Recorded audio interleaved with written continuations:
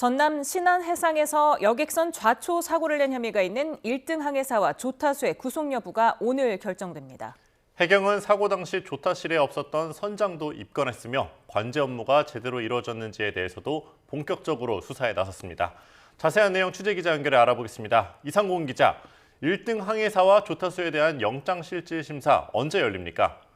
네, 1등 항해사와 조타수에 대한 구속전 피의자 신문이 오늘 오후 2시 광주지방법원 목포지원에서 진행됩니다. 앞서 해양경찰은 긴급 체포한 이들에 대해 구속영장을 신청했는데요. 적용된 혐의는 중과실치상 혐의입니다. 해경은 어제 항해기록장치 분석 결과를 발표했습니다. 1등 항해사가 여객선 좌초 13초 전에 섬을 발견해 조타수에게 방향 변경을 지시하는 음성을 확인했다고 밝혔는데요. 다만 인도네시아 국적 조타수는 당시 나침반을 보고 있었고 전방을 살피는 역할은 1등 항해사 업무라며 자신의 혐의를 부인하고 있는 것으로 전해졌습니다. 앞선 해경 조사에서 항해사는 휴대전화를 보느라 제때 방향 전환을 하지 못했다고 진술했습니다. 해경은 근무 시간이 아니라는 이유로 사고 당시 조타실을 비우고 선장실에 있던 선장도 입건했습니다.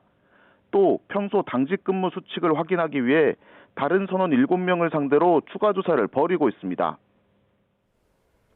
네, 또 당시 해경 관제센터에서 제대로 관제하지 못했다는 의혹도 제기됐는데요. 이에 대한 수사도 시작됐군요.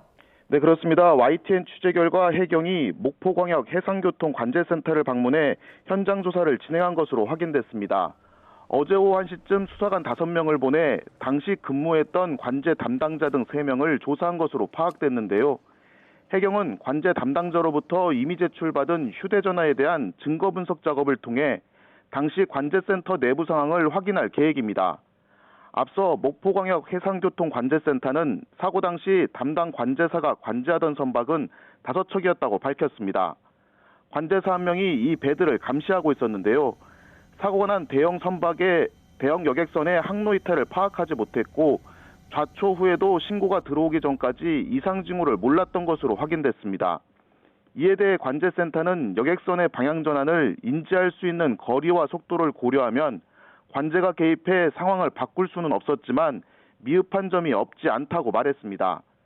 해경은 사고 당시 관제 담당자가 정상적으로 업무를 수행했는지 사고를 막을 수 없었는지에 중점을 두고 수사를 벌이고 있습니다.